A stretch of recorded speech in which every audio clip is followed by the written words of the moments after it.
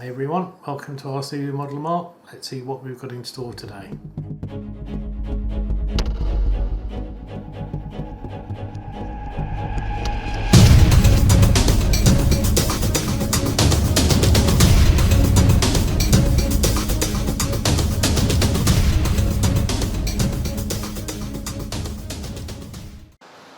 Hi everybody, today I'm going to talk about the Eachine EX4 drone, also known as JJRC X12 or the CFly Faith, and I'm going to show you everything I've done to try and make this a better drone, or at least a usable drone. So let's show you what I've done.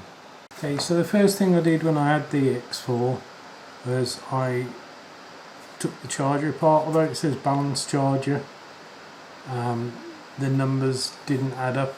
A lot of people were saying they have problems with it, with batteries swelling up, and it took a very long time to charge. Now normally I charge at 1S, so I expect it to charge in an hour, and this wasn't capable of that, and I didn't trust how it balanced.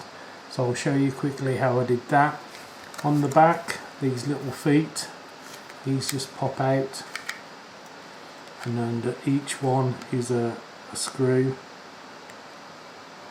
So you pull those out, they're just on a sticky pad, and there's a screw hole. So you take those four out, unscrew it, and you get to the inside. So I'll show you what's in there. Okay, so inside there's a charging board. There's the main connector that goes onto your battery, and then that connector goes to a charging board that's mounted on these pins here.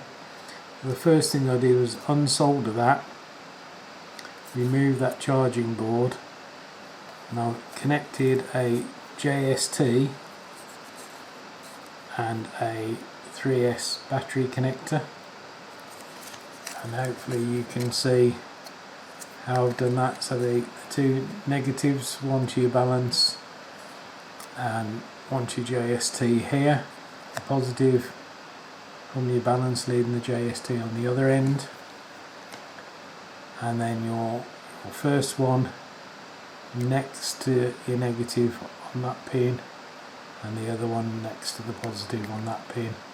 On the other side of this board they're actually marked up so that it shows you the voltage that you need, and I put the JST across the two because most chargers want a total voltage and a cell connector, and this allows it to do both. Small hole in the side for the wires to come through, and then you've got that. You can put your X4 battery in here, plug that into your charger, plug the balance lead in your charger, and do a proper balance charge on it. Bear in mind that the default batteries are lithium high voltage, so you do need to set it up for a 3S high voltage cell. This will then give you a proper 1S charge, just over an hour to charge your batteries, and you know they're properly balanced.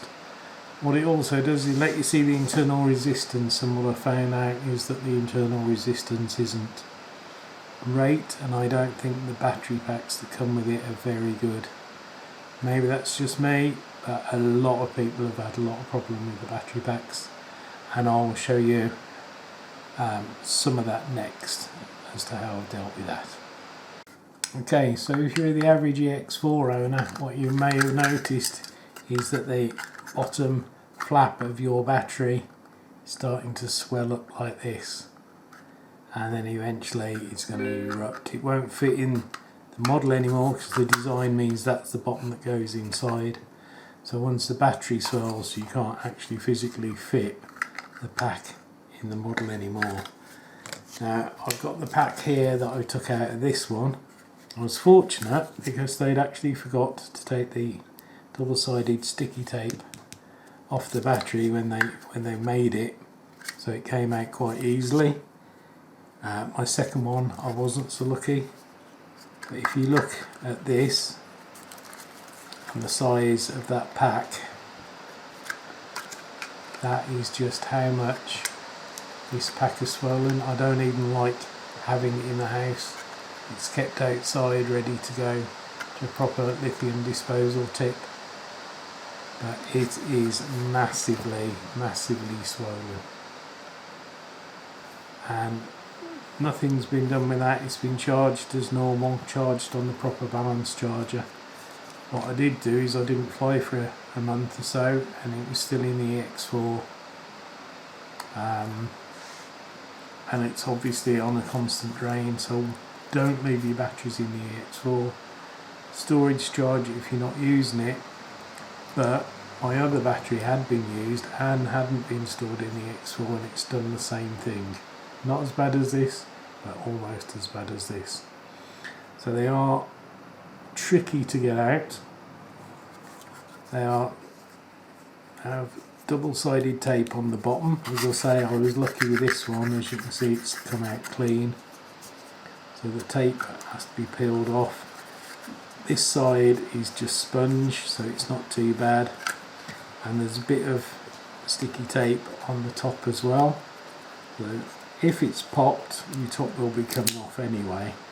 So you just need to ease that, and there's tags all the way around on that. Pop the tags, ease it off, peel it away from the battery. It does come off relatively clean. And getting the battery out is the tricky one. If they have put the sticky tape on, it takes a bit of doing. What I had to do on mine is make a cut across the back very gently, and then ease a tool like you use on phones to get the battery out, to ease through this sticky tape, but really careful because you're close to the battery. And that gets you the battery out, and it comes out with its circuit board. It goes to your charger, so that will be all connected up to this that way around. So these wires all connect on here. You can see where I've cut them off. So that all has to come out as well, and there's just 2 grooves. That's not glued in, it's just fixed to the battery. So bring the battery and the connector board all out together. Once you've got that out, you can carefully cut the wires one at a time, and as you can see, I've cut them one at a time, then sealed them. Don't, whatever you do, touch any of those. This thing's pretty lethal now. So be very careful. All we actually want for what I've done is this piece. I don't care about the battery box or its lid. People have done conversions where they've wired in 3 18650 cells into here that stick out the top a bit, or sorry, stick out the bottom a bit. So that's one option you can do. I've done mine a different way, and I'll cover that next. So that's how you get your battery out, how you get your circuit board that you need for a replacement battery. And then once this is out, just unsolder these connectors so it's nice and clean. Okay, what we then have is a 3D printed tray. You can see that battery connector slides in the front. This is a remixed one. There's the original one on Thingyverse, and there's this one which is mine, which is a remix also on Thingyverse. And all I've done with mine is I've made the gap here smaller and tighter, and I fed a hole through the side so that the wiring comes through the side. All you need to do is connect your wires onto this circuit board, onto the ground, and to the 11-volt socket. So the red and black cables on this go from ground and 11 volts. You have to do it fairly neat because that's the fit in this front, so you want it neat. It then wraps through the holes around the back, and then mine goes across and comes out the side. So I found that nice and neat, keeps your cables safe, keeps them out of the way. The other wires don't seem to matter at all, so although the original has all the wires connected up on the battery, it hasn't made any difference to what I've been doing. And then off that you can put your XT30, your XT60. I've got an XT60 on here because I wasn't sure just how much power this thing's going to take. We have slots that allow you to put Velcro in, and I put some foam tape on here. And this takes one of these. So as cheap as you like, 3S 2200 standard lithium battery pack, fits in here, seats down, fits in there, Velcro secures that in place, and that becomes your battery pack for your EX4. So it allows you to plug this in. This fits in the drone, and you can leave it in place and plugged in. I'll just show you without the battery on. Put it on the drone. So on the drone, slide it in the back like you would a standard battery. These arms on the sides lift up, it slides down into place, and then these two tags turn round to lock it into the locking mechanism, the original locking mechanism on the drone. That's now secure as your new battery tray, and with the arms open you can now put your battery in your EX4. It does take up the whole space.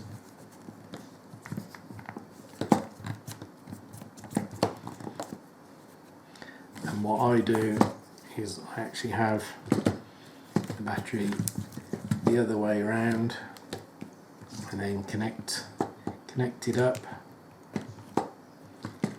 and feed the wires in the Velcro. So it's really snug fit. Batteries in the Velcro, nice and neat, because I've got the leads coming out the hole in the end. That all fits nice and neat, and it sits on its legs,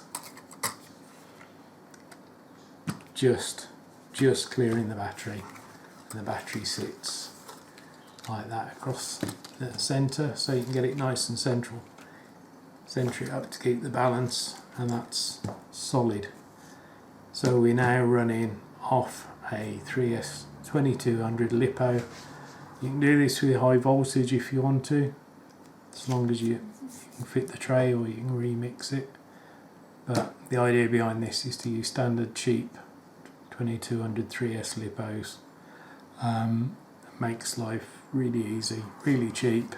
I'm going to worry about swelling batteries, and they work absolutely fine.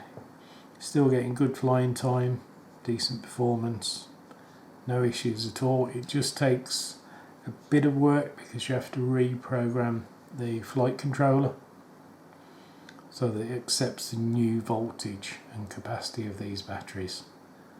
But once you've done that, everything works. The app sees it as proper battery and gives you all the proper levels and voltages once you've calibrated it. And I'll cover that in a moment when I show you the next modification that I've done. So for the eagle-eyed amongst you, you may have noticed when I put the battery in, underneath here there's a wire. Now in the bottom of the EX4, this label covers up a few things. It covers screw holes in each corner, which you need to get to if you want to take the top off, and it also covers up a square hole here with a small port in it. Now this port is actually a USB port for the drone, and you can get a Molex fitting, as I have here, that plugs straight in, nice tight fit. And on the other end of the Molex cable I have fitted a standard micro USB port. There you go. Straight wire into the 4 wires. You've got your ground, which is actually red with these cables. I'll put a link to everything I've done here, everything you need here, anywhere I'll put links to. Thingyverse and AliExpress for the parts. You've got your ground, you've got your positive, and you got your D plus and D minus wires for your signal. And you can probably see the order that these go in. These are also covered on the Arduino site, and I'll put a link to that. Sorry, the RCGroups site. So I'll put a link to that as well, so you can see all the work that I've done on this from day one. This allows me now to plug the drone in to Mission Planner. It's actually a PX4 RCGroups flight controller in here, so we can do everything in Mission Planner as you could any other PX4. This is where we can now reset the voltage, the battery capacity. You can do return to home. I've done changing angles, flight response. So I basically made it go at a higher angle forwards, so it will fly forwards and backwards faster. I've increased the rate of yaw, and I've increased all the responsiveness of the controls, so it flies a lot livelier now, a lot faster, and we can do all that through Mission Planner. So the change of settings I've used, again, I'll put in the description, but it's a standard plug it in, connect to Mission Planner, open it up, go to the parameters, change that. What it also lets you do is to do a full proper calibration. You can plug it in Mission Planner, do accelerometer and full compass calibrations in there, so it makes it far more accurate and get better performance in the calibration. So this has been an absolute gem, and it's only cost a couple of pounds, 2 or 3 British pounds to do this. The 3D print the same, so that saved me ever buying any more EX4 batteries, because I've got hundreds of 2200s, 3Ss. Other things I've done on this. First one is this. Again, I'll put a link to Thingyverse on this. This is a simple gimbal protector. So this camera and gimbal rolls around, it gets left in the box. This, really simple, it fits on, and when the arms are up it clips in place. That just protects the camera while you're transporting it, keeps the dirt off it. Nothing touches the camera, it just supports it inside. Again, design this, link to this is on Thingyverse, so that just protects your camera. The other thing I've done is the top. So you see this white part here. This is a cover for the compass. So during this video I'll put some pictures up now of the inside. When you take those 4 screws out that I showed you under the label, you can take the top off. When you get the top off, you can see the flight controller, the circuit board and the compass. Now inside at the end here is the GPS unit. So once you've got the top off the GPS, and I'll put pictures up now while I'm in the video, you can put some extra cover over that. I've got self-adhesive copper tape, so I've just put a few layers of copper tape over the GPS to protect it from all the electronics inside.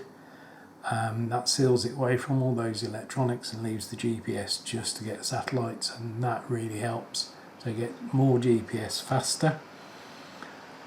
At this end is the compass unit. Now where that's mounted inside, and again you should be able to see on the pictures, it's right by all of the speed controller and the motor take-up points and all the electronics inside there. So I've removed the compass, extended the wires on it and brought it through and put it on top. So the compass is now fitted on top, sealed in, mounted, extended the leads and heat shrunk them, put hot glue all around it to hold it solid so it doesn't move. But the compass unit is now fixed to the top of the EX4. covered with this is just UV glue, so I'll stick this back on now, I'll show you. But this brings the compass out of the drone, away from all the interference, gets it right outside, and then the 3D printed cover that I've designed just protects it on the outside and seals it. So link to Thingyverse for this as well, and I'll put the drawings up of what I did with the compass, but that's also covered it in the Ardupilot thread that I've linked to at the bottom. So that gives you better protection on your GPS, much more accurate on your compass, a protector for your gimbal, the USB port, and the beauty of this again with the USB is because we're now using this battery pack, you don't have to unplug it, it will sit in here as long as you don't get it on these sides down here. It will sit inside while you're doing it, and then for mission planner, uncoil it and it will actually fit through the slots in your battery box, so that you can put your battery on, just connect the battery up and run mission planner with the USB lead connected and your flight battery connected, and then you do all your calibrations and your settings with the battery in there. You need to also calibrate your battery, so put a battery meter on your balance port, read what it says on the mission planner and make sure the two match. But yeah, really nice being able to do that, and again, nice long USB lead, you can do all your calibrations, spin it round on end, turn it round and do all the proper compass calibrations while you've got a flight battery and you're connected to mission planner on your PC. Okay, turn it on, turn the transmitter on, wait for it to get a signal,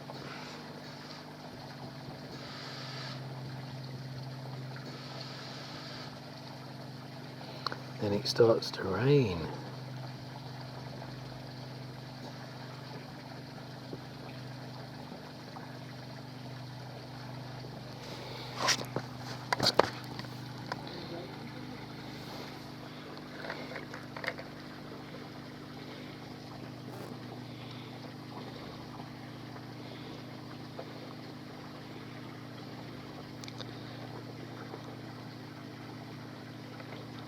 See if it's connected yet on the Wi-Fi. Okay, so Wi-Fi connected. We've got a green light on the drone. Fire up the CFly app.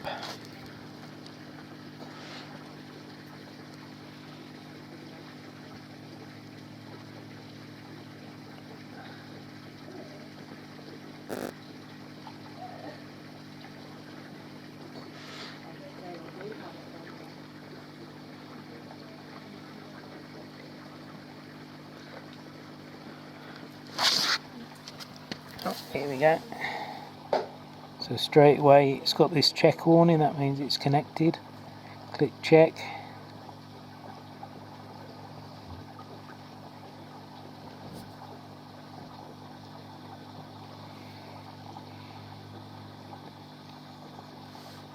I have only just turned it on and we get start flying. Never used to get that with my old phone. Warning that it's under drone control, and straight away you get the FPV picture and have control over the gimbal. Brilliant.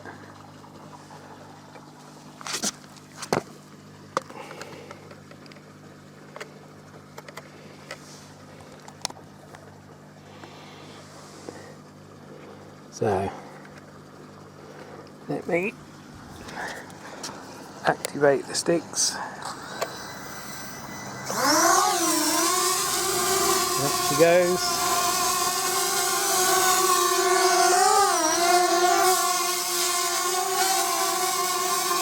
and my battery's flat. Let me just bring it down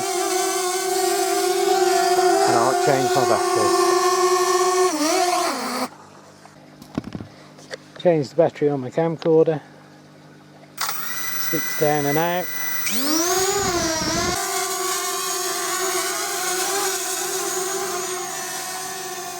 I'll bring it up a bit. I'll just show you the yaw speed. I don't know about yours, but mine's quite slow. And then forward and back. So before I did the tuning, it was really slow to turn. And it wasn't very lively going forwards and backwards. And now it is.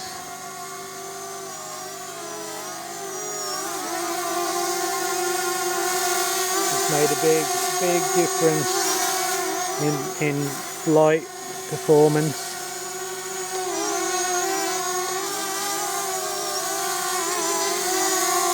You can probably see the battery there.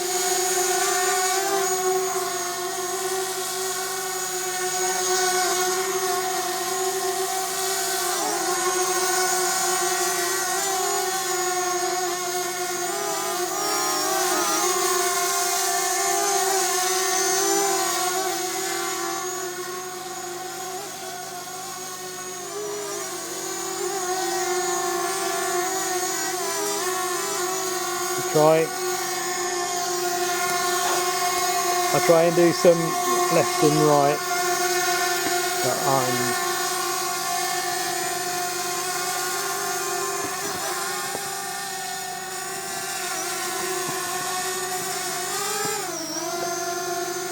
so all the rates have increased up as well and down.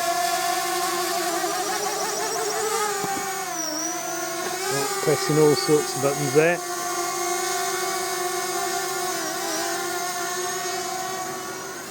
So down possibly a little bit too much there.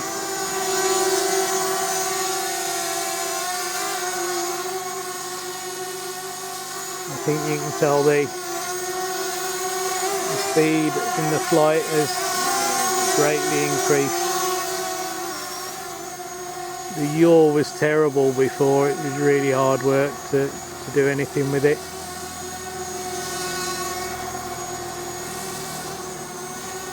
Whereas now it's really quite a lively thing.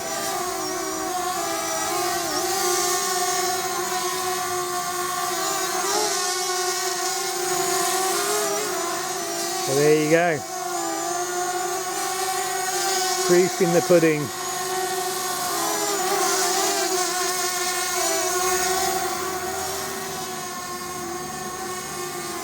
Not what it's designed for, but if you need it, at least now you've got the performance. It will still go as gentle as you want it to, but if you need it, you've got it. And as you can see, we've got green light all the time.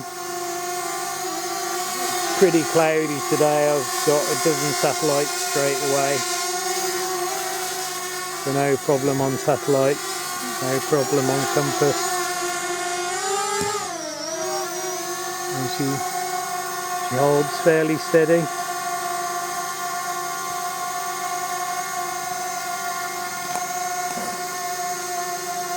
Zoom in a bit.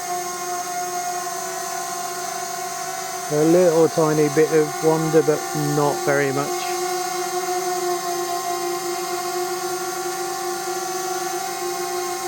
Pretty steady, and the video is pretty steady on the phone, and we've still got a good link. Been flying for a while now, and you can see she's still got 60% battery.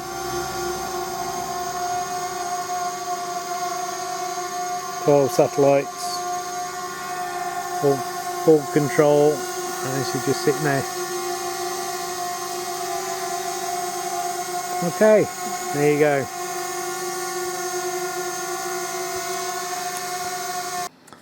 So there you go, hope that's been useful. So in summary, if you're going to stick with your EX4 batteries, I recommend that you adapt your balance charger, and when the batteries finally catch you out and you give up on them, pop on Thingyverse, print yourself out one of the battery holders. There's two versions of mine with slightly different gaps, and there's the original as well on Thingyverse where the wiring comes through the front here. So instead of the side it comes out the front. That's a much bigger gap on that one. I wanted to be able to pack the battery with foam, so I brought the wires through the side to be neat and packed it with foam. But I've got two slightly different versions with slightly different gaps on Thingyverse. So make yourself a battery connector. The only thing that you need out of your old battery is the circuit board, but do be very careful taking it apart. Gimbal protector, compass outside, GPS fully protected, and everything fully set and tuned in Mssion Planner. And then the last thing I did, and that actually allowed me to fly the thing, is that I had nightmare after nightmare trying to get the apps to work. So the CFly app and the Eachine app that they recommend, neither of those worked properly on my phone. Some days you'd get connection straight away, some days you wouldn't. This is the Pro version, but I believe it's similar with the other one. Some days you just have to reboot your phone before it'd work, then you'd have to force the app to stop and try again. But it was an absolute nightmare. Never trusted that I'd be able to get the connection. It was better on the CFly app than the other apps. But in the end, what solved it for me is that I dug out my old Samsung Galaxy S5, which I think has got Android 5. Now that actually is from about the time when the original CFly app was developed, and I've not had a single problem. So Galaxy Samsung S5, Android 5, CFly app connects every time, always, never an issue. You can disconnect, turn it off, turn anything off, turn it back on, it just reconnects. So I can't emphasize enough just how much that's changed it. And I think that's it. So plenty there, loads of things that I've done, but now, having had it about a year and lost both batteries and had nightmares trying to get the thing to connect to the app and work, now I know I can take it out, I can fly it on any of my batteries. I get probably 10 minutes flying time, maybe more. It's all easy. If I want to tune it or change anything, I just plug it into my PC on Mssion Planner. My gimbal's safe, batteries are good, compass is good, GPS is good, and finally I've got a nice little drone. It's taken some work and some time, but at last it does everything I want it to. And it's okay. So for those with a CFly Faith, JJRC X12 or the EX4, I hope this has been of use. Links to everything I've mentioned will be in the description below. Please like and subscribe. Hope everything in this has been of use, and I'll see you the next time. Any questions, put them down below and I'll get back to you. See you again. Bye bye.